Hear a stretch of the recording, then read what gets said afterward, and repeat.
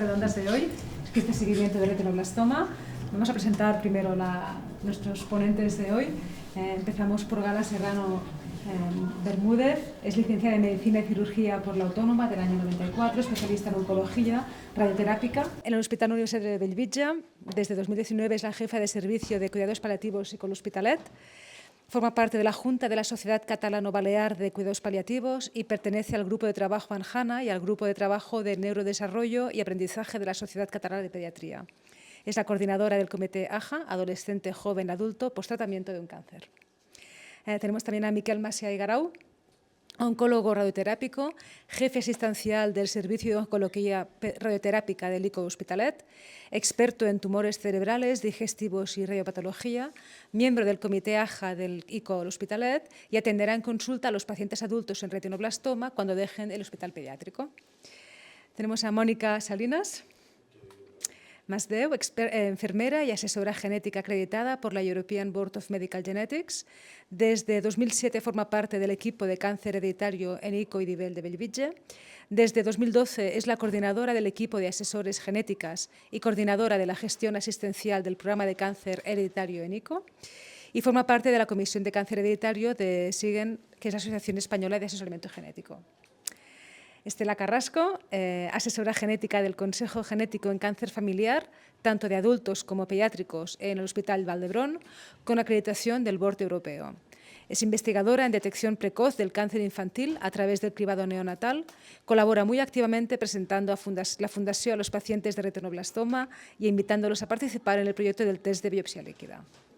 Y Genoveva Correa, oncóloga pediátrica, actualmente trabaja en Savannah, que es una empresa de tecnología sanitaria, pionera en NLP clínico para generar evidencia del mundo real o gran escala, como experta en investigación médica, liderando el desarrollo general del proyecto, asegurando la coherencia clínica y científica en todas las fases cuando es necesario y coordinando la alineación con equipos multifuncionales. A todos ellos les damos la bienvenida y les agradecemos la participación en la sesión de hoy. Muchas gracias.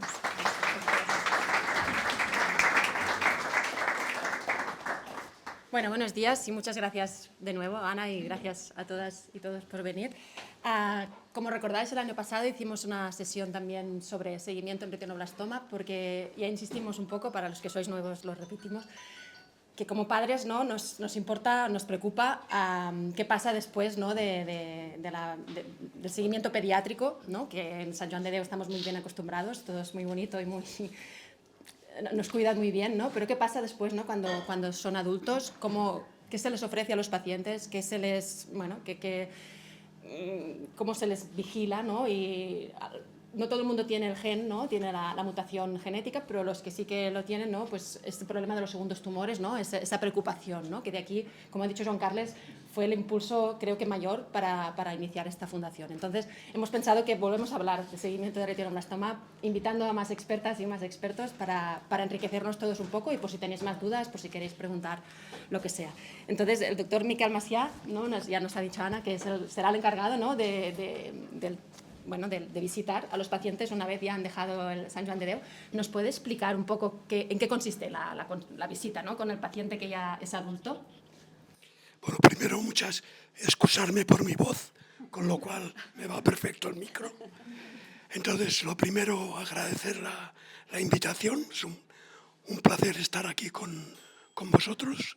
La segunda cosa que quería comentar es que la encargada hasta ahora era la doctora Cristina Gutiérrez, que probablemente algunos de ustedes conocerán. Pero la doctora Cristina Gutiérrez ha pasado a ser jefe de servicio del Servicio de Oncología Radioterápica del Hospital del Mar. Y entonces, bueno, pues estamos haciendo cierta transición en ese sentido. Antes de responder directamente a la pregunta, también quiero comentar, y después la doctora Serrano lo acabará de explicar, que ahora estamos mejor organizados porque en el hospital se ha formado el comité de seguimiento de los pacientes jóvenes, adultos y por tanto de los pacientes que están en transición, ¿no? Por tanto, de una forma ya bastante más organizada, insisto, la doctora Serrano lo explicará mucho mejor, vamos a seguir a estos pacientes. Entonces sí que es verdad que el seguimiento de estos pacientes, número uno, es muy importante, número uno, porque han recibido en su tratamiento previo de cuando eran niños o bebés casi, tratamientos potencialmente carcinógenos. Hablo de quimioterapia, hablo de radioterapia, no hablo de cirugía. Por tanto, tanto la radio como la quimio son potencialmente agentes que pueden causar tumores secundarios. Eso no solo en los pacientes afectos de retinoblastoma, en toda la población. Lo que pasa es que en pacientes afectos de retinoblastoma y sobre todo en pacientes afectos de retinoblastoma hereditario, esta proporción es mucho más grande.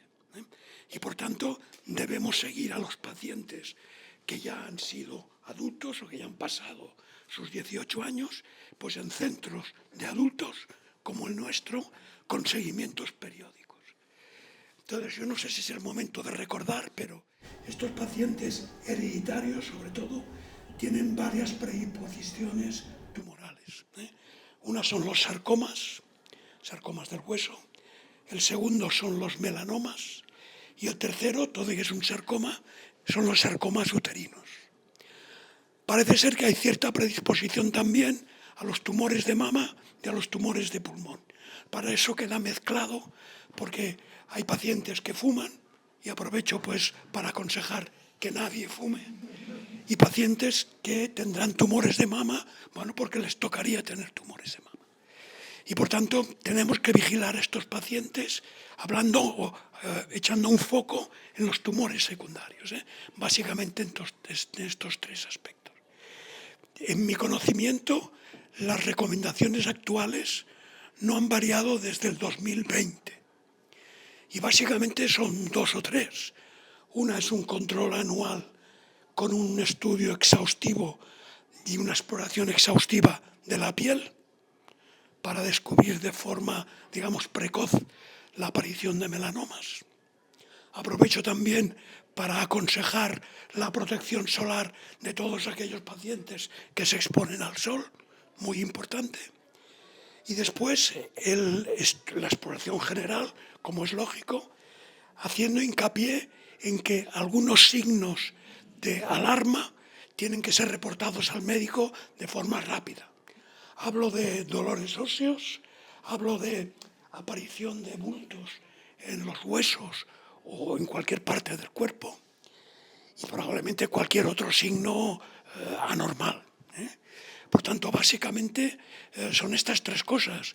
Una visita anual con una anamnesis anual, por tanto, pedir al enfermo si tiene algún síntoma, al paciente si tiene algún síntoma, una exploración muy exhaustiva de la piel y preguntar, sobre todo, si hay alguna alteración física en cuanto a algún dolor óseo o aparición de alguna tumoración que previamente no se tenía. No se aconseja hoy por hoy hacer ninguna prueba radiológica de forma rutinaria. Si una paciente viene con un tumor de mama, con una lesión en la mama, probablemente será importante hacerle una mamografía o quizás, para evitar la radiación, una ecografía. Pero hoy por hoy no se aconseja ninguna prueba rutinaria de radiología. Tampoco ninguna prueba hematológica. Todo y que creo que hablaremos después de la biopsia líquida. Muy bien, gracias. Ay, perdón. Gracias, muchas gracias, doctor. Bueno, es un buen resumen. Después ya preguntaremos más cosas si queréis, pero sí. Hablamos un poco de esto el año pasado que vino Cristina Gutiérrez, un poco, pero lo ha explicado muy detallado. Además de la visita con el doctor Macià, también se ofrece, ¿no?, a los pacientes de retinoblastoma asesoramiento genético, y en ICO IDIVELL lo realizas tú, ¿no, Mónica? Si nos quieres explicar un poco en qué consiste ese consejo genético. Sí, nosotros creemos que, aparte del seguimiento que tiene que tener el paciente, ¿no?, el paciente tiene que tener una unidad de consejo genético referente, ¿no?, y que sean expertos en retinoblastoma, porque dentro de lo que es el cáncer hereditario es algo muy minoritario, ¿vale? Y es importante que tengan de referencia pues, a a esa asesora genética, a ese oncólogo experto en cáncer hereditario que pueda planificar todo lo que sería el seguimiento, donde tener una puerta de entrada, ¿no? Pero además, lo que es muy importante, tenemos que ofrecer lo que es el proceso de asesoramiento genético, que al final es comunicar, ¿no? Explicar de qué se trata este retinoblastoma, ver si tienen o no una alteración genética, porque ¿no? Carmen, lo decías al principio, que los hay que tienen alteraciones genéticas, pero muchos de ellos no van a tener esa alteración genética, por lo tanto, los riesgos en la edad adulta son muy diferentes. Algo que es muy importante es el tema de la descendencia, que esto se trabaja, se hacen visitas de asesoramiento reproductivo dentro de la unidad de cáncer hereditario, donde creo que es muy importante que la pareja tenga toda la información, ¿no? De cómo planificar su descendencia y que luego con esa información puedan decidir en función a su personalidad, sus creencias y demás, cuál es su mejor opción, ¿no? No hay una mejor que otra, simplemente es cuál se adapta mejor a esa pareja, ¿no? Pero creo que tienen que tener toda esta información y si no pasan por una unidad de consejo genético donde nosotros tenemos una visión muy global, ¿no? De qué es lo que se necesita en ese momento, qué puede aparecer, ¿no? Por el hecho de tener una alteración genética. Y aparte de los seguimientos, ¿qué otras cosas hay que tener en cuenta? Que es pues, todo esto, ¿no? El impacto, la comunicación con la familia, ¿no? Que es muy importante transmitir la información de la alteración genética. Entonces, hacerle un acompañamiento mucho más allá de lo que es la propia visita del dermatólogo, ¿no? Para que haga la exploración anual, sino que pues eso, un asesoramiento, ¿no? En todos los aspectos y todas las necesidades que tienen estas personas o estas familias. Muchas gracias, Mónica. Y de la misma manera, ¿no? Estela, eres la asesora en Vall d'Hebron, ¿no? También en pacientes de retinoblastoma, me imagino que con más pacientes, claro. Si quieres explicarnos un poco en qué consiste tu trabajo. Vale, bueno, yo quería dar un mensaje de que, bueno, nosotros en Vall d'Hebron sí que tenemos la suerte que tenemos pediatría y adultos, entonces la transición es muy fácil porque están allí mismo, ¿no? Justamente han salido publicadas las guías americanas de seguimiento de los pacientes con retinoblastoma y el mensaje es un poco de que realmente los riesgos de otros tumores sí que se han descrito, pero son muy bajos. O sea, el mensaje es de tranquilidad, porque, o sea, sí que se ha descrito que, por ejemplo, el riesgo de melanoma sí que es un poco más alto y es el único tumor que a día de hoy la americana aconseja como de seguimiento. Pero los otros tumores la frecuencia es muy baja, sí que es verdad que existe, pero es muy baja y no se recomienda ningún seguimiento específico. Por eso que quería como que dar ese mensaje de, bueno, calma, ¿no? También depende un poco, como decía Mónica, si hay alteración genética o no hay alteración genética, porque si hay alteración genética sí que se ha visto un incremento más alto y realmente los estudios publicados de aparición de tumores normalmente es población que tiene alteración genética, ¿no? Entonces es un poco, también depende, ¿no? De los tratamientos que han recibido durante la infancia. Quiero decir que el mensaje es un poco de tranquilidad. Sí que es cierto, y me apoyo totalmente, ¿no? Con Mónica, que hemos estado hablando todo el viaje, ¿no? De en plan de qué hacemos en el ICO, qué hacemos en Vall d'Hebron, y realmente el mensaje es igual, ¿no? Es el mismo, de un poco de tranquilidad, pero sí que todas las familias tendrían que tener de referencia una unidad de consejo genético, porque, bueno, somos expertos en cáncer hereditario, cualquier tipo de tumor, desde la edad pediátrica a la edad adulta, y podemos abordar muchas necesidades de esas familias. Tanto, pues eso, la parte de quiero tener otro bebé, ¿qué pasa?, ¿no? O mi hijo cuando sea mayor, ¿qué pasa? Si quiere tener otro hijo o no, o qué, o si se tiene que hacer un seguimiento, o hay un proyecto de investigación, se lo podemos ofrecer. Entonces es importante, ¿no? Pues que una unidad de referencia siempre se tenga. Muchas gracias por el mensaje de tranquilidad, que también pienso que es importante darlo. Muy bien. Entonces, referente a esto que habéis dicho de qué seguimiento y qué no seguimiento, sabéis que hemos hablado antes del programa del proyecto de segundos tumores, ¿no? Que aunque sí que es verdad que es poco probable, sí que puede pasar, ¿no? Y que sería ideal que en un futuro, no sé qué opináis los que estáis aquí en la mesa, ¿no? En un futuro la idea es que se pueda extraer simplemente sangre, ¿no? Y con una analítica detectar, en caso de que haya ese segundo tumor, detectar de forma muy precoz la segunda neoplasia, ¿no? Entonces ya, tanto en Vall d'Hebron como en ICO IDIVELL habéis empezado a sacar muestras. ¿Podríais explicar un poco en qué consiste para el paciente participar en este tipo en este proyecto? Pues nosotros, por ejemplo, en Vallebrón tenemos experiencia, sobre todo, por ejemplo, en cáncer de mama, ¿vale? Que la detección precoz se hace a través de la leche materna, por ejemplo, ¿no? Que se detectan los tumores, ¿no? Porque tú analizas la leche y analizas unas características que puede tener el tumor y detectas antes, ¿no? Ahí esas características en la leche antes que por imagen, ¿no? Entonces, esto es el futuro en todos los tumores de predisposición, ¿no? Esa prevención a través de un análisis de sangre que te puede decir, ojo, que este paciente está haciendo algo antes que por imagen, pues es el futuro, ¿no? Y gracias a proyectos, ¿no?, en los que vosotros estáis involucrados, pues eso será, ¿no?, las visitas que se puedan tener en una unidad de consejo genético de una extracción de sangre y ver pues si ese paciente te está haciendo alguna cosa, aunque no sea frecuente, pero sí que te puede hacer, ¿no? El objetivo es hacer una detección precoz, ¿no? Exacto, sí. Ahí donde se tiene que trabajar, no ya cuando está el tumor, ¿no? Exacto. Sino en el trabajo de antes, ¿no?, que es la detección precoz. Sí, sí. Bueno, gracias. Gala, ¿nos podrías explicar un poco el grupo Adolescents Jove Adults, sí. Bueno, pues esto nace un poco también a mi interés y me ha gustado mucho la ponencia que ha explicado Joan Carles, por el cual yo me involucro en este tema, y es que ya hacía muchos años había intención de que desde el Hospital Sant Joan de Déu ¿no?, se transicionara a niños que habían estado tratados por cáncer infantil a la edad adulta, y se hizo esta colaboración con el Instituto Català d'Oncología. Pero es verdad que el proyecto muy embrionario era simplemente pues, ¿no?, la transferencia un poco del pediatra al oncólogo médico o al oncólogo radioterápico o al hematólogo.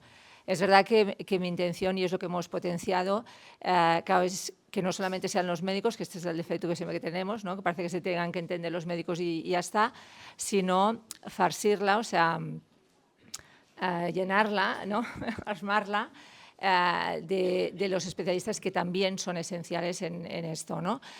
Que son obviamente las enfermeras expertas, ¿no?, la IPA que decimos nosotros, de práctica avanzada, hay psico-oncología, hay trabajadora social, hay nutricionista, yo también como paliativista, con control de síntomas, y una figura esencial es la parte de consejo genético que no estaba contemplada, ¿no?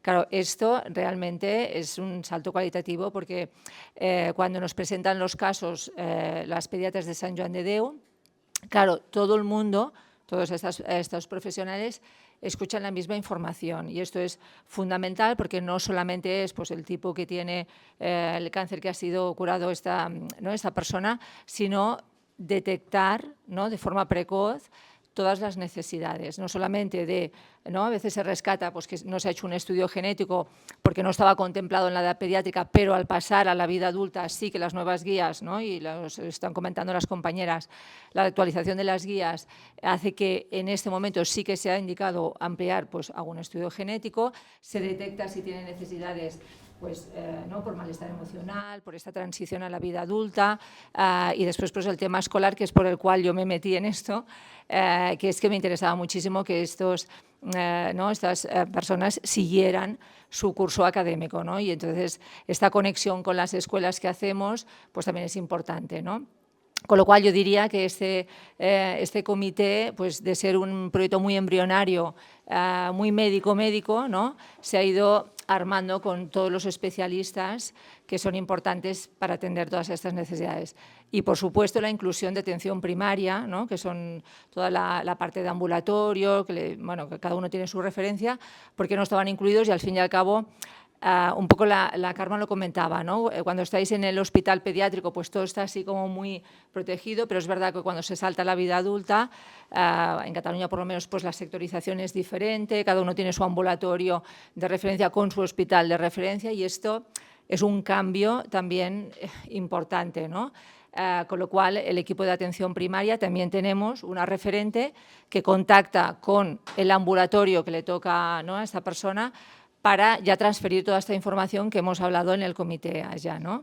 De tal manera que también involucramos a este médico de primaria que se va a encontrar un informe, ¿no?, pues un poco lo que comentaban nuestros compañeros, con mucha información de tratamientos complejos que se han hecho, quimioterapias, radioterapias, las mutaciones, que esto desborda pues un médico de familia que está con su consulta y nos intentamos anticipar a decir, oye, va a ir esta persona, tenemos la conexión directa si tienen alguna duda, pero es verdad que este seguimiento pues, de analíticas o bueno, de control, ¿no? Esta anamnesis que han explicado, también tienen que participar ellos, ¿no? Y ya está, y un poco mi función también es, cuando hacemos este comité, al final hago yo una llamada, ¿no? Telefónica, una visita, tanto al... Claro, para nosotros ahora ya es un adulto. Esto a las mamis y a los papis les cuesta, ya os lo digo, me cuesta muchísimo, porque primero que los críos no contestan, que lo sepáis, o sea, están siempre conectados a los móviles pero no contestan, entonces tengo que llamar a la mamá o al papá y entonces, pues bueno, sí que se nota que esta protección, obviamente, se nota muchísimo de que queréis seguir siendo un poco los referentes y lo sois, obviamente. Y entonces me pasa una cosa curiosa que me tienen que dar el teléfono que tienen sus críos, avisar que les va a llamar una persona que se llama Gala para que cojan el teléfono finalmente. No, es toda una historia, los martes. Y entonces poder hablar con ellos, ¿no? Y esto también me permite, que es interesante, tener este espacio que también lo necesitan, ¿no? ¿no? Las preocupaciones muchas veces son diferentes, ¿no? En el 100% de los casos de los papis, pues es obviamente que esta transferencia que hacemos del mundo pediátrico al adulto se haga bien, se haga de forma ordenada, muy coordinada, muy integrada, y esto les preocupa muchísimo. Los críos, ya os digo yo que no les preocupa tanto este tema. Y sí que me he encontrado, por ejemplo, la dificultad de esto del seguimiento académico, ¿no? Que no, bueno, pues no les atienden bien, o ¿no? Las personas que tienen, por ejemplo, trastornos de aprendizaje, pues cuesta mucho, ¿no? Entonces, bueno, me pongo así como un poco la mala de la película y digo, pues tú dile que nos envíen un email a Gestió de Pacients del ICO, que contacte con la doctora Gala Serrano, porque les llamaría a la escuela para que vean que tienes que hacer todos estos, ¿no? Pero es que esto que comentas, Gala, está muy ligado con el último proyecto que ha explicado Joan Carles. Sí, para eso hace la referencia. Sí, que de aquí salió la idea de hacer ese proyecto, porque eso que nos comentas nos lo han explicado mamás y pacientes de la escuela, no todavía adultos, sino que en la escuela, ¿no? No solo de retinoblastoma, ¿no? Que pasan una temporada fuera de la escuela por tratamiento, por lo que sea, ¿no? Cuando vuelven es como que, bueno, primero que académicamente pues no puedes seguir al mismo ritmo que los otros. Y además que te sientes como extraño, ¿no? Porque tanto tiempo, pasa mucho tiempo. Has dejado de jugar con tus amigos y tus amigas, aunque al principio a lo mejor te llaman, pero no es lo mismo. Entonces, fueron varios las pacientes que nos comentaron esa preocupación y dijimos, bueno, ¿qué hacemos, no? Estas dos escuelas, las dos también tenían pacientes que les había pasado y de aquí nació ese proyecto que yo pienso que es súper interesante. Cuando nos explicaste el Comité AYA, nosotros lo que nos gustó, nos llamó la atención es la multidisciplinariedad que estás explicando ahora, incluyendo tanto el CAP, la atención primaria, que yo pienso que en pediátrico también tendría que estar incluido, porque nosotros vamos a la visita, la pediatra no sabe nada de nada, sabe que es paciente de retinoblastoma, pero no... Entonces es una cosa que súper bien pensado, ¿no? También la primaria, pero también las escuelas y institutos o donde estén, ¿no? Ya en edad adulta ya son mayores, ¿no? Pero que... También es verdad que el proyecto empezó ¿no? con que fueran obviamente adultos, que es lo que llevamos en el ICO, ¿no? Pero bueno, ya nos han caído pues niños de 11 años. Gala, ¿podemos presentar este? Que no soy pediatra. No, pero es verdad que, bueno, claro, lo habéis explicado, ¿no? Niños que se han diagnosticado en meses, que, bueno, obviamente los pediatras ya consideran curados y en remisión completa, con lo cual tiene que hacer esta transición, pero claro, no han llegado a la vida adulta, ¿vale? Pero sí que al final los acepté, obviamente, para que se beneficiasen del comité, y entonces esta conexión con pediatría es fundamental, ¿no? Porque es verdad que sí que lo he notado, esta falta de que cuando están en el hospital pediátrico, bueno, ¿no? Desaparece la primaria, desaparece la escuela, desaparece, ¿no? Todo el mundo. Y entonces la transición luego pues cuesta mucho si no ha habido este contacto con el pediatra y luego ya cuando se ponen en vida adulta pues con su médico de cabecera, ¿no? Bueno, al fin y al cabo también es hacer un poco una gota malaya, ¿no? Como una gota ¿no? Una Vassadoli, para que todo el mundo se vaya involucrando, ¿no? No que se queden otra vez enganchados en el ambiente hospitalario, porque para nada es la idea, ¿no? O sea, lo seguirá el doctor Macià cuando sea necesario, pero ya está, o el dermatólogo, o ¿no? El endocrino o el que sea, exacta, pero que no se los tiene que quedar en la consulta. Al contrario, lo que intento con esta coordinación es que vayan haciendo pues, la vida lo más normal posible con esta coordinación que tenemos que hacer. Y ayudar mucho a los compañeros a perder este miedo a que vean pues, una persona que ha tenido cáncer, que ahora está curada, que tiene muchas comorbilidades, o sea, muchas dificultades en otras cosas, pero que puede hacer una vida absolutamente normal, ¿no? Y adaptada. Adecuada, que me da mucha rabia lo de adaptada, o sea, adecuada a lo que necesita. Muchas gracias. Sería eso. Muchas gracias. Bueno, te pregunto, te paso. Que tenemos aquí a Geno otra vez, ¿no? Que siempre te preguntamos siempre sobre el seguimiento muchas veces, porque siempre desde el principio nos avisabas que, aunque no es muy probable, ¿no? Si quisieras recordar, ya has recordado un poco el doctor Macià, pero si puedes recordar un poquito el tema de la radiación, que hay gente que tipo evitar todo lo que se tiene que evitar, ¿no? Si lo quieres comentar un momentito. Igual yo antes, o sea, Sí, no podía creer, o sea, primero felicitarlos a todos, o sea, porque el otro día recordaba, o sea, para ustedes en realidad yo era la oncóloga, o sea, son todos mis niños estos, o sea, y recuerdo hasta la primera vez que dije, voy a juntar a todos los retinos, porque no puede ser que estén todos desperdigados. Entonces empezamos, yo llamé a cada una familia, lo junté, ¿se acuerdan? En el hospital, o sea, en una sala que me prestaron del hospital, o sea, y ahí salió, bueno, listo, vamos a juntarnos. Y hasta un día nos juntamos en un bar, o sea, pues no había dónde juntarse, nos juntamos todos en un bar con un PowerPoint, o sea, que sí, o sea, y era explicando, o sea, no explicando porque ellos ya lo conocían, sino unificando la información en un solo lugar. Y la verdad es que estoy como ultra feliz porque es como mi lista de deseos. O sea, tenemos la de la Haya, que no sabes lo que peleé por esto, pero claro, y yo es lo que les decía, a veces uno desde el hospital, si tiene una enfermedad dentro de la oncología, aún así minoritaria, o sea, claro, o sea, no es que queda relegada, porque tampoco queda relegada, pero tenés que poner como mucho foco en esto y es la realidad. O sea, no es lo que más da dinero, vamos a decirlo de alguna forma, no es la mayor cantidad de pacientes que hay. Entonces, al final, o sea, como que se cubren, digamos, otras necesidades de otros pacientes. De hecho, Andreu, que estaba antes, o sea, bueno, etcétera, ya había peleado mucho por la Haya y tampoco había llegado a nada. Entonces yo digo, bueno, es que para mí el motor de las enfermedades son los pacientes. O sea, los padres de los pacientes. Esos son el motor y que van a tirar para adelante. Y eso es lo que lograron ustedes. O sea, todo lo que, ya te digo, mi lista de deseos era, yo escuché y digo, esto era lo que yo quería, o sea, hace 10 años que estoy peleando por lo mismo. Y real, o sea, tenés lo que ella es y lo multidisciplinario. Yo llamaba también a los CAPS y decía, mirá, no sé qué, y ellos tampoco decían, bueno, pero entonces mejor no me lo mandes. No es que te lo mando o no te lo mando. Primero es una persona. O sea, yo no mando a nadie. O sea, es un niño que tiene esta patología que vos deberías conocer porque sos mi compañero médico, ¿me entendés?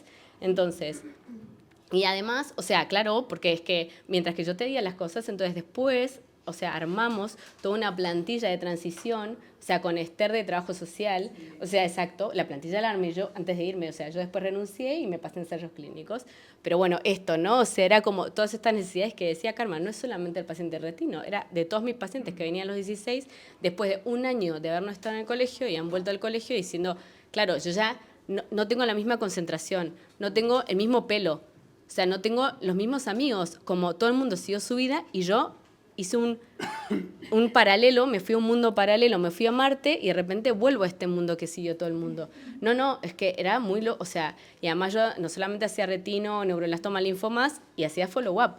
Entonces, ya te digo que estoy ultra feliz, o sea, irradio felicidad en este momento. Y es eso, ¿no? Y sigo pensando que el motor son las familias, es increíble, o sea, cómo las familias llegan a mucho más que por ahí los médicos. Y después con respecto a esto, las guías sí es verdad, pero las guías que salieron ahora sí dicen mucho y no distan mucho de lo que veníamos viendo de toda la vida del mundo mundial, que es verdad que un paciente que tiene distintos quimioterápicos como etoposio y ciclofosfamida, que a los pacientes más antiguos les he machacado el cerebro con esto, si tienen, o sea, una mínima, pero es verdad, una prevalencia de tener más tumores, y lo mismo que el melanoma. Entonces, esto ya históricamente se sabe, pero también es verdad que se ha mejorado mucho, porque esto ya se sabe y que es más, que es la insistencia de todos los médicos de usar protector solar y en general en el mundo. Yo recuerdo cuando yo era pequeña, nací en un lugar con mar en Argentina y mi mamá me ponía protector solar, sí, pero una vez a la mañana. Y ahora creo que en el día a día todos los padres saben que tienen que poner protector solar 3 veces al día, ¿me entendés? O si salen del mar y le vuelven a poner, ¿entendés? Yo a mi hijo le pongo 40 veces. O sea, entonces, eso también es verdad que bajó la frecuencia de los melanomas en la población general pediátrica, que ya es un tumor infrecuente. Pero sí es que se tiene, en los pacientes con retino hereditario, se tiene una predisposición un poco mayor, y por haber tenido. Y lo de la radioterapia, igual. Entonces, es verdad que todos aquí, o sea, los más antiguos, digamos, y lo mismo que yo educaba también a los médicos de urgencias, los pediatras en los cuales venían de urgencias, sabían que si el paciente tenía retino, la madre decía, si hay que hacer una placa de tórax, vamos a pensarlo 3 veces. O sea, ¿por qué? Porque un paciente pediátrico que empieza con el tratamiento al mes o 3 meses va a tener infecciones respiratorias hasta el infinito. O sea, entonces hasta los 10 años va a tener catarro, moco, catarro, moco, catarro, moco, catarro, moco. Y muchas veces en urgencias, cuando vas por mocos, lo primero que te hacen es una placa de tórax. Entonces vos sumás irradiación, aunque sea mínima, porque es real que es mínima, y eso es otra cosa. No en todos los hospitales usan el mismo sistema de radioterapia, o sea, de irradiación de la placa. Entonces en San Juan de Dios estaban tan psicotizados porque uno insistía tanto que usaban el mínimo, pero en otros hospitales que no están tan acostumbrados a pediátrico, por ejemplo, no sé, el hospital, qué sé yo, Juan 23, por decir algo, bueno, entonces vas al hospital Juan 23 y tú usas la misma irradiación de la placa de tórax que un adulto, ¿entendés? Porque se ven más adultos que pediátricos. Entonces ya los padres avisaban, mira, tiene un tumor hereditario, es necesario, vamos a pensarlo bien. ¿Realmente estás pensando en una neumonía? ¿Ocultas una neumonía? ¿Me va a hacer un antibiótico igual? O sea, veas o no veas algo en la placa, entonces evitémosla. Entonces, esto es importante, o sea, que sigamos teniendo en cuenta de que, o sea, es una vida de un niño con un diagnóstico tan pequeño, tiene toda una vida y una, o sea, ¿no? Una continuidad. Y lo mismo que desde chicos, de tocarse los pechos, o sea, ¿no? Aprenderse conocer su cuerpo, ¿no? O sea, como todas las mujeres que tenemos que ver cuando te bañas, como tocarse los pechos, realmente me duele algo, tener la alerta, ¿sí? O sea, como en todos los pacientes de follow-up, pero sobre todo en los pacientes con retino hereditario.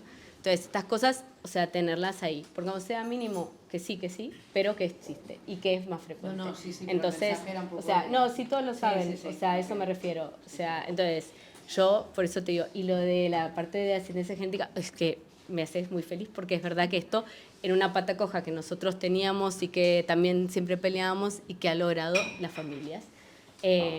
Porque en general lo hacía yo, o sea, que sí que, pero claramente, o sea, desde otro punto de vista, pero claro, y los derivaba, digamos, me acuerdo, al ICO, etcétera, etcétera, ¿sí? Así que nada, estoy súper feliz, o sea, de que también, y por Cristina y por ti, y me alegra muchísimo. Y en realidad yo lo que hago ahora es un poco, o sea, la parte clínica, y yo ahora me dedico a la parte de inteligencia artificial, o sea, hago ensayos clínicos con inteligencia artificial. ¿Y qué significa esto? Una cosa es la biopsia líquida, o sea, que es verdad que te daría como el mismo tumor, digamos, en estadios previos, que habría que ver una vez que lo sepamos qué se tiene que hacer, o sea, posterior, y si tratas a posterior o no, esto ya es una decisión, digamos, posterior, porque depende qué, ¿sí? Lo haría con inteligencia, o sea, se haría con inteligencia artificial, como tener, o sea, dentro de la inteligencia artificial, vos podés, el chat GPT que usamos todos, Google, por ejemplo, o yo contaba la historia de Natalia, de la madre de Fausta, o sea, googleé a ver por qué sale esto y de repente no es nada, porque muchos pediatras te dicen que no es nada y al final es que no es que R, que yo voy y que claramente tiene un retinoblastoma y así muchos, ¿sí? Lo han diagnosticado los mismos padres por chat GPT o Google, lo que sea. Entonces, lo que hacemos nosotros es, no solamente hacemos real world evidence, que sería como los estudios observacionales de toda la vida para describir la población, o sea, en grandes periodos de tiempo, lo hacemos simplemente con la historia clínica del paciente. O sea, por ejemplo, el Hospital San Juan de Dios, tenemos un proyecto con un nuevo grupo de pacientes, entonces se absorben todas las historias clínicas de esos pacientes, ¿sí? O sea, de los pacientes que tienen, todos los pacientes en neurología. Dentro de todas esas historias clínicas, o sea, el médico no tiene que hacer nada. Dentro de esas historias clínicas, por machine learning o una cosa, no importa, tecnológica de tipo ChatGPT, se subdividen los pacientes que yo quiero tener. Dentro de esos pacientes se buscan las características que yo quiero buscar.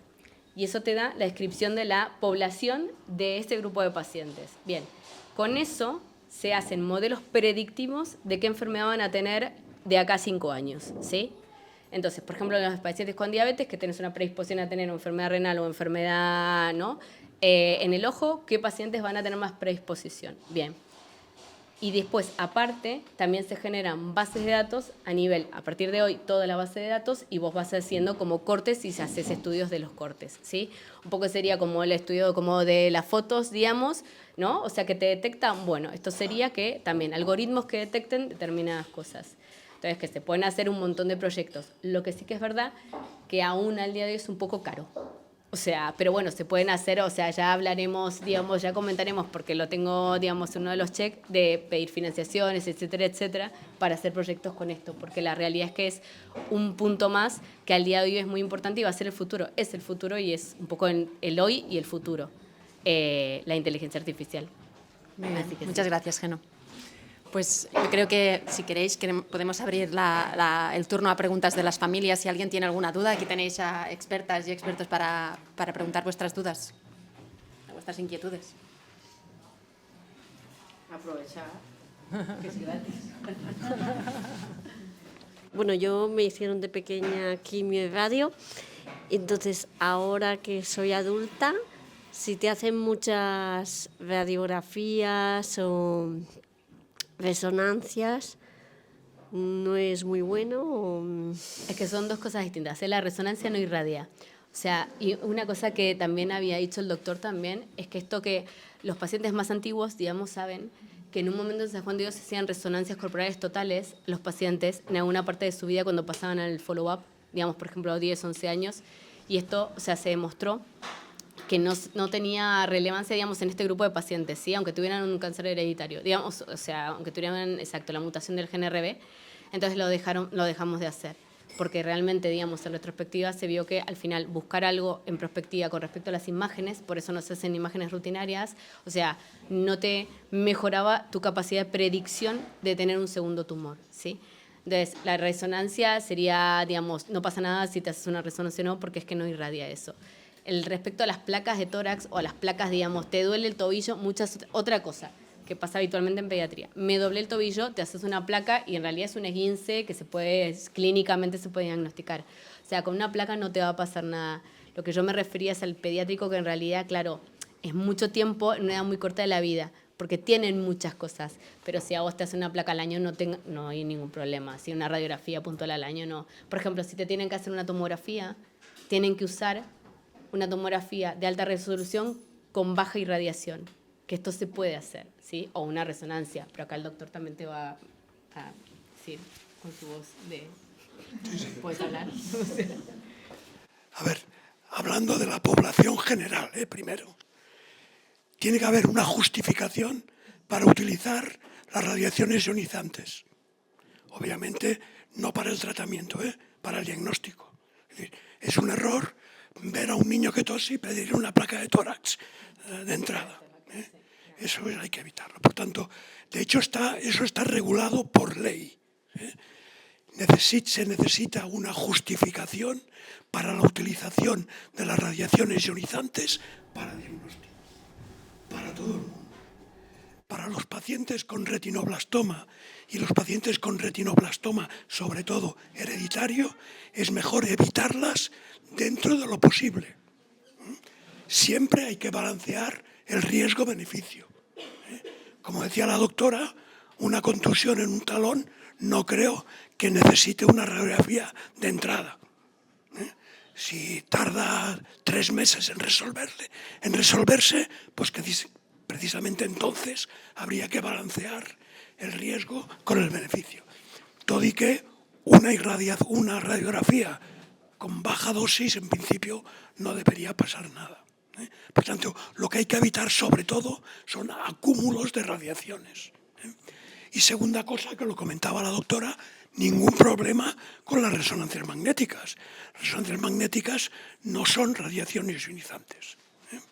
Por tanto, en su caso, creo que me ha dicho se habían utilizado quimio y radio, ¿no? El seguimiento, el mismo que hemos comentado. Lo de la piel y poquitas cosas más. Y lo de la población general, que comentaba la doctora. Pues si te toca hacer una colonoscopia porque te lo envía al ambulatorio, hay que hacerse una colonoscopia. Si te toca una mamografía, quizás es mejor hacer primero una ecografía si existe alguna duda en en la autopalpación. Eso sí, si hay algún signo neurológico, no pasamos por el TAC cerebral, pasamos por la resonancia magnética. Yo creo que todos estaremos de acuerdo. Sí, total, exacto. O sea, que un ¿cómo se llama? Electroencefalograma. No pasa nada. Vale. Muchas gracias. ¿Una pregunta más? Yo os quería preguntar, en caso de del retinoblastoma genético, entiendo que si se tiene un hijo, le pasas material genético, pero si es esporádico, al tener el hijo, ¿también pasarías una parte? No. ¿O hay probabilidad de...? Vale. Importante, un estudio genético nos puede indicar si ese tumor es hereditario, ¿no? Que de los tumores, principalmente el 40% de los tumores de retinoblastoma son hereditarios, pero principalmente aquellos que son bilaterales o de un ojo con muchos foquitos, ¿no? Entonces, importante, ¿cuándo se ha hecho ese estudio genético? ¿No? Si un estudio genético, ¿no? A veces nos llegan adolescentes pues, que tienen un deseo reproductivo y quieren y te dicen que se hicieron un estudio en el año catapún, pues se repite. ¿No? Con las nuevas técnicas hay que repetirlo porque antiguamente pues, los genes son como los capítulos de un libro, pues antes se leía como a mano y ahora tenemos unas máquinas que te pueden leer y antiguamente a lo mejor no se ha podido detectar. Entonces es importante cuándo se ha hecho ese estudio genético y si nos podemos fiar de que es un negativo verdadero, ¿no?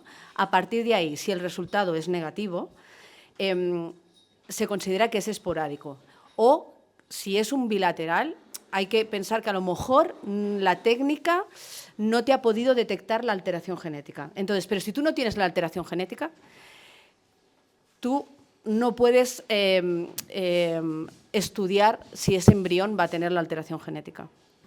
Pero en principio, si se considera que es un tumor esporádico, el riesgo de recurrencia sería casi poblacional. Pero te digo con todo ¿no? que se haya revisado todo eso bien, ¿sabes? Entonces nos tendríamos que quedar tranquilos que ha pasado pues, de forma esporádica, ¿no? De que una célula pues, ha empezado a hacer un crecimiento descontrolado y ha aparecido ese tumor, entonces pues, es del ojo la alteración, entonces no habría riesgo la descendencia. Pero habría que valorar, ¿no? Todas estas... ¿Tú quieres añadir algo? Sí.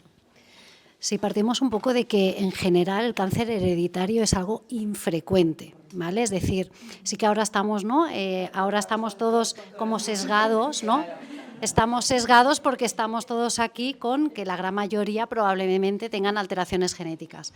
Pero a nivel poblacional, el cáncer hereditario, es decir, englobamos todos, el cáncer de mama, colon, retinoblastoma, todos, es algo muy minoritario, ¿vale? Entonces, dentro de los que son realmente hereditarios, tenemos a familias con alteraciones genéticas. Evidentemente, si hacemos un estudio, como decía Estela, donde no detectamos una alteración genética y el caso no es sugestivo de que sea hereditario, será esporádico, porque el retinoblastoma esporádico existe. Y es el más frecuente. Igual que en cáncer de mama, el más frecuente es esporádico, porque somos mujeres, porque nos hacemos mayores, ¿no? Entonces sí que hay una parte pequeñita dentro de esos tumores que sí que tienen esas características en el ADN, que es lo que podemos transmitir a nuestra descendencia, ¿vale? Entonces, como dice Estela, si es un retinoblastoma unilateral, no hay otros antecedentes en la familia, se hace un estudio genético con las técnicas actuales y no se detecta la alteración genética, podemos estar tranquilos de que esto es algo esporádico y que por lo tanto no tiene implicaciones a la familia, ¿no? Ni a la futura descendencia. Ahora bien, si tenemos la alteración genética, aquí sí que podemos decir que nosotros siempre tenemos 2 copias de cada gen, ¿no? Y en este RB1, que es el gen, ¿no?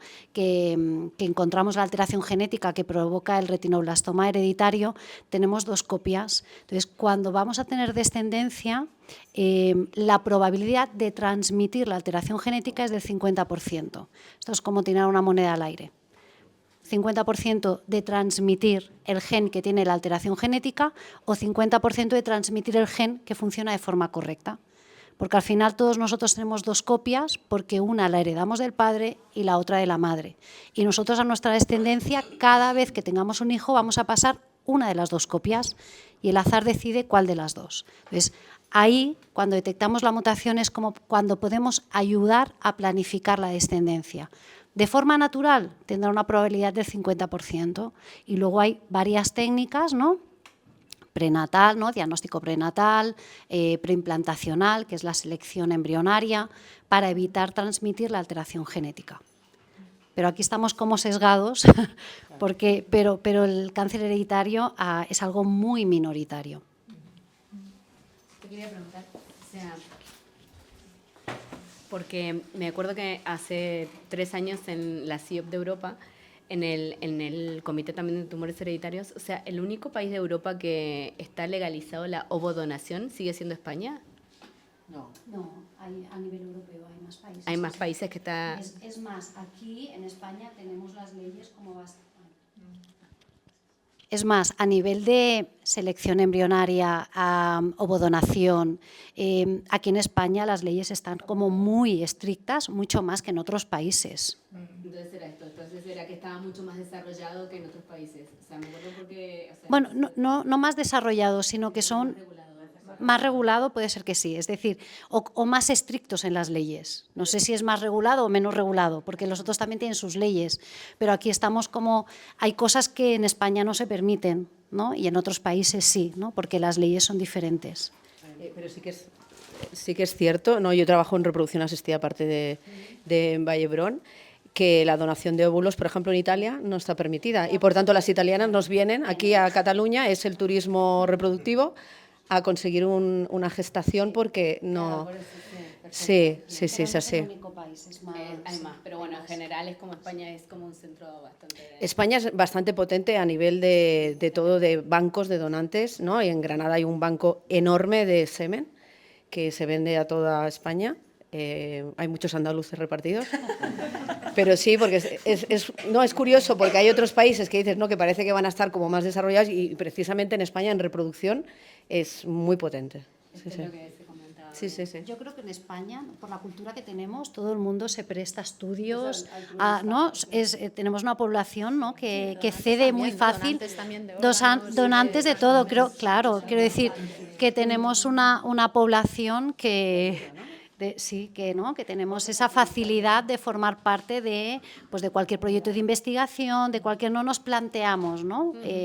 Y probablemente tengamos tanta riqueza en todo esto.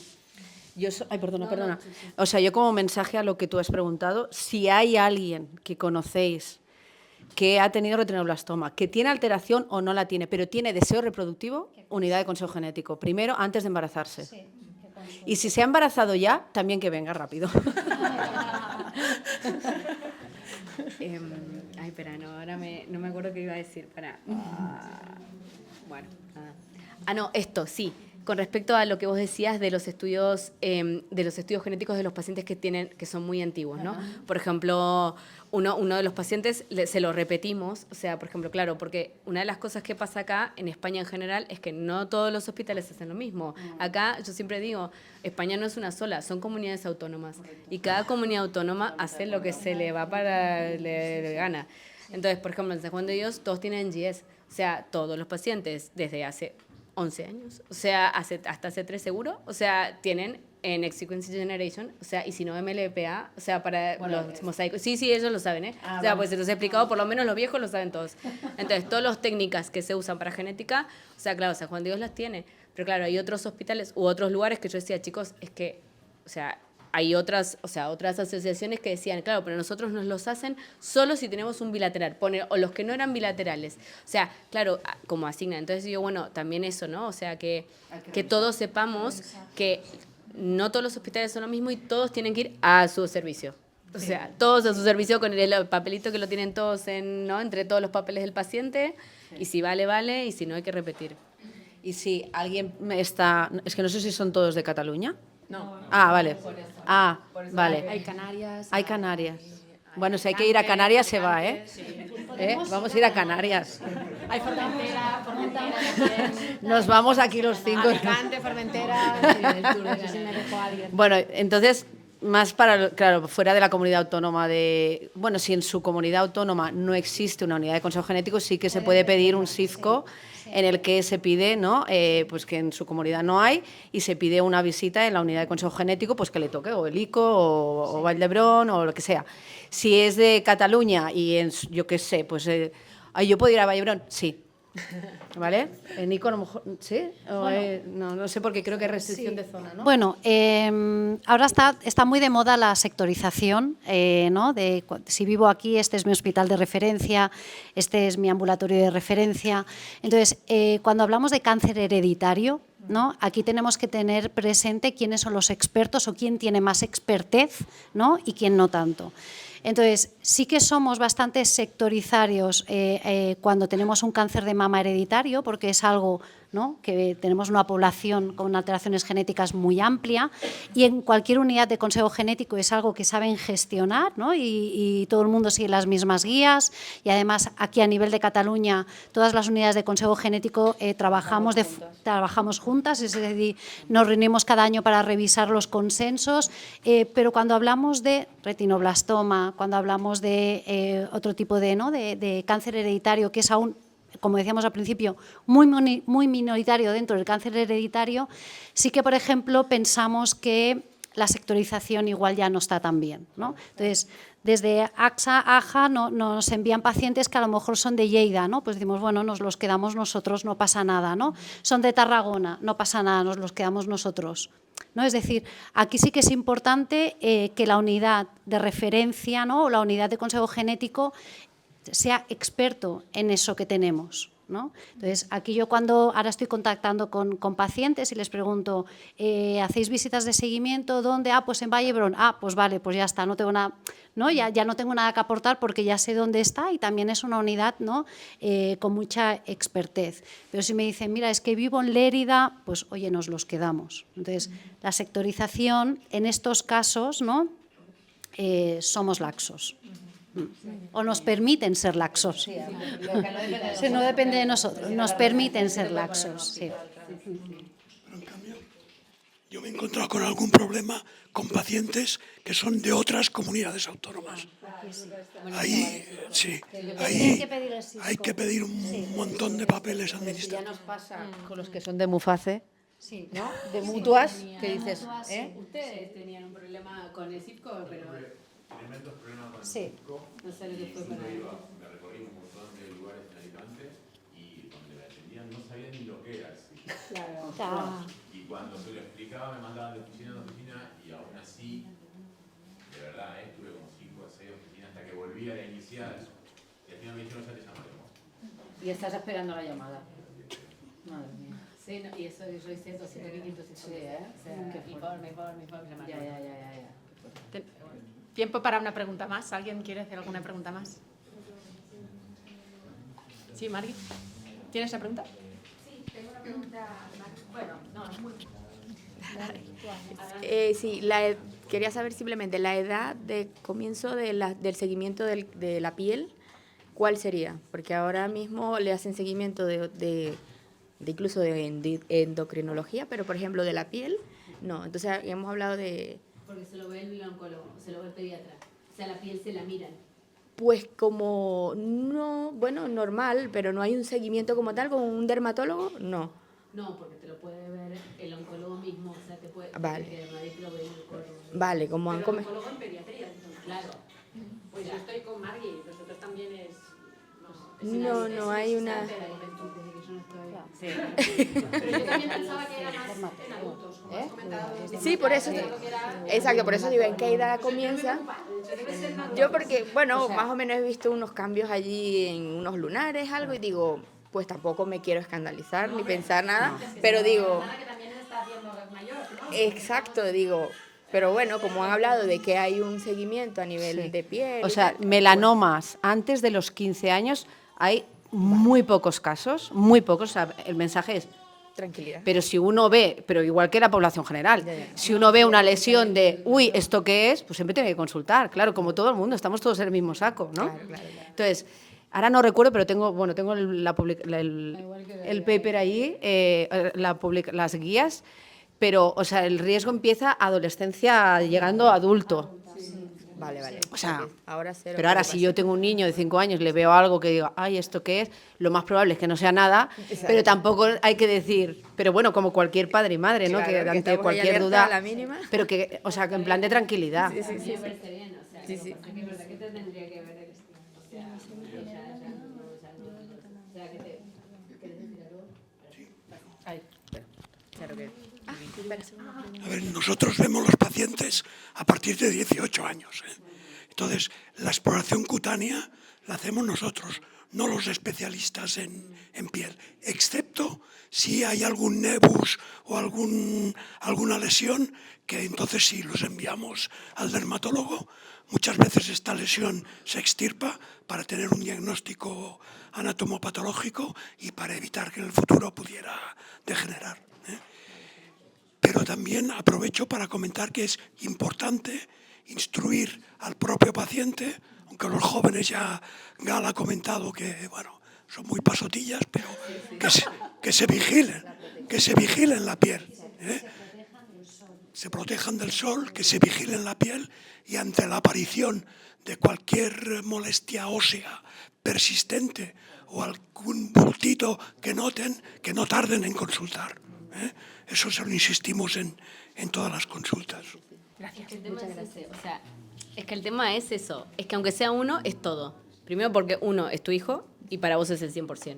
O sea, que aunque sea uno en millones, es tu hijo, o sea, es el 100. Listo.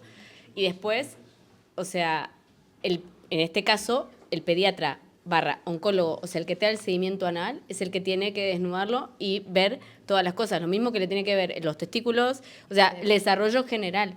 Entonces, no es que sea el especialista, el oncólogo lo tiene que hacer, o sea, no sé ni quién está ya, si no está mal o lo que sea, quién estará, pero, o sea, te tiene que revisar una vez al año, sacar toda la ropa y revisarlo entero como cualquier paciente de follow-up que tuvo un tratamiento o que está dentro del servicio de oncología de seguimiento. O sea, y es lo que decimos, o sea, controlar y aprender.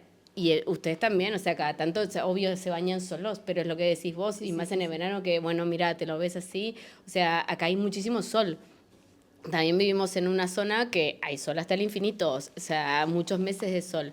Ellos también se tienen que poner protector solar como nosotros, protector solar todo el mundo, o sea, y en el momento, o sea, tienen que estar al tanto, o sea, sobre todo ya ese tiempo de adolescencia horrorosa que hemos pasado y tienen todos, bueno, será horrible, pero después cuando ya son adultos, porque ahí ya sí que los perdés cuando tienen 25 años, 30 años, o sea, y toda la vida, o sea, saber que, bueno, pues mira, me sale algo, tengo que ir al médico, sí.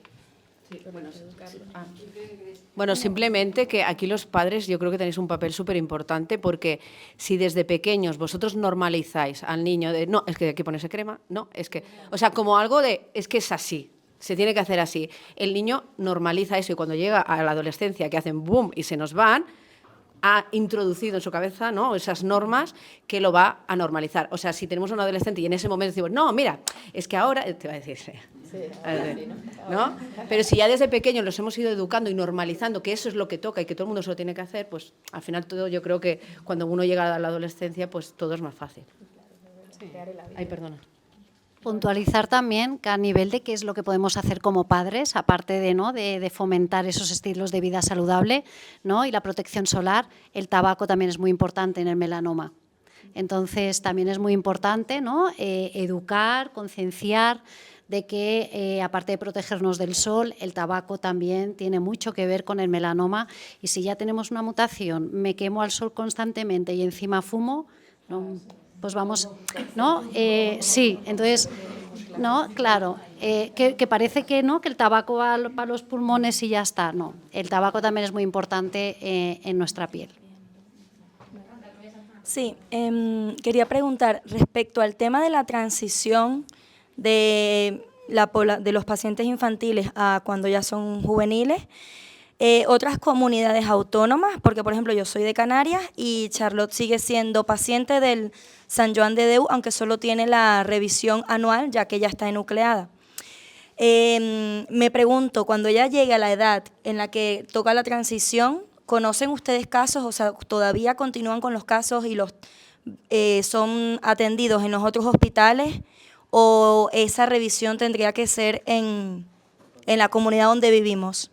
Pregunto. En la parte de consejo genético, ¿no? Cuando llegue a lo que es el comité, ¿no? de transición, nosotros sí que podríamos, porque al final también es una visita anual, ¿no? Y ahora Gala responde un poquito más en el tema de la atención primaria y todo esto. Sí, es decir, cuando vienen a... Claro, tú piensas que, por ejemplo, Sant Joan de Déu, claro, atiende a población de muchas comunidades que no eran sector ICO, por así decirlo.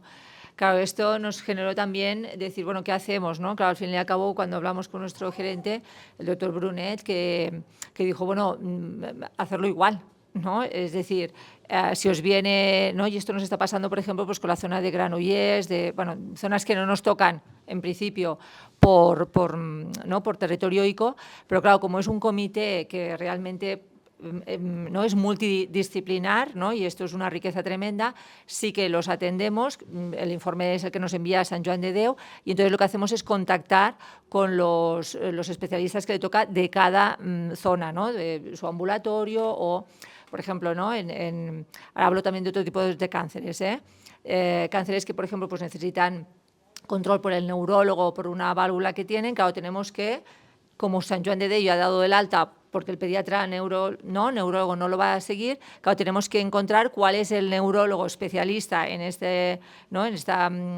complicación, que sea el experto y sobre todo acercarlo a su zona de referencia, ¿no? Con lo cual, para concretar, si tu caso se hubiera presentado en nuestro comité, claro, tenemos que ver qué necesidades tiene esta persona para intentar contactar con las que sea de Canarias o sea, buscarlos. Es que me paso el día sí, buscando y persiguiendo, sobre todo aparte de los críos, persiguiendo a los especialistas y también un poco pues esto, ¿no? Este aprendizaje que estamos haciendo todos para que pierdan el miedo a hacer el seguimiento y que cada uno asuma lo que le toca, ¿no? Si vemos mucha dificultad y mucha es que no, bueno, pues escucha, de momento lo seguimos nosotros, se lo derivo al doctor Macià, pero siempre intentando hacer bueno, obviamente esta manera de aprender todos para que se hagan cargo, porque son personas que ya se han curado, ¿no? Y es un poco lo que comentaban nuestras compañeras, tienen que hacer la vida lo más normal posible, excepto el día que le toca, pues mirarse la piel, hacerse la resonancia o lo que toque. Pero son población que tiene que estar en su comunidad. Es cuanto más felices están, menos hospitalizados, con lo cual se tiene que potenciar que en cada comunidad o en cada territorio esto sea así.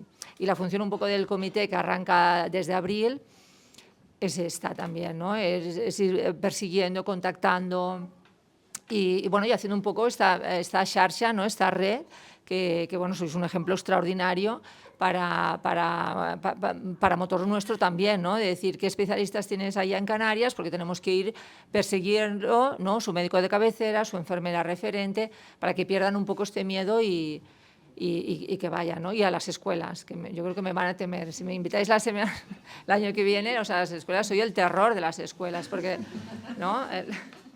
Hay que llamar a la Gala, ¿no? Pues, oye, no le toca, ¿no? Porque nos lo estamos encontrando mucho, en el comité. Por ejemplo, con las quimios, que ahora ya pues, ha cambiado probablemente el tratamiento, pero sí que, ¿no? Pues trastornos a lo mejor de aprendizaje, dislexia, que se confundía con las quimios, con las radios, ¿no? Bueno, pues, y el que han perdido la edad escolar de manera habitual, claro, esto es terrible. Y ahora cuando llegan, que si cuentan las faltas, que si no sé qué, bueno, no te preocupes que voy a llamar a la tutora, ¿no? Y entonces, bueno, le digo, ¿cómo vas a contar las faltas si tiene una dislexia, ¿no? Estás penalizando los síntomas de esto, ¿no? Bueno, hacemos mucha educación. Y esto de los críos, la verdad, es una de las cosas que más se cogen, ¿eh? Pero esto, Gala, puedes llamar, seguro, ¿no? Digo, y tanto que vamos a llamar. Y además, por ejemplo, claro, los que estamos recibiendo nosotros, ¿no? Ostras, se están preparando para la selectividad, ¿no? Nos toca mucho que hacen bachiller, entonces, ostras, les están penalizando cosas que no toca penalizar, ¿no? Con lo cual, bueno, estamos en ello. Muy bien, muchas gracias. Bueno, yo creo que dejaremos aquí el primer bloque. Vamos a hacer ahora unos minutos de descanso. Gracias a todos y todas.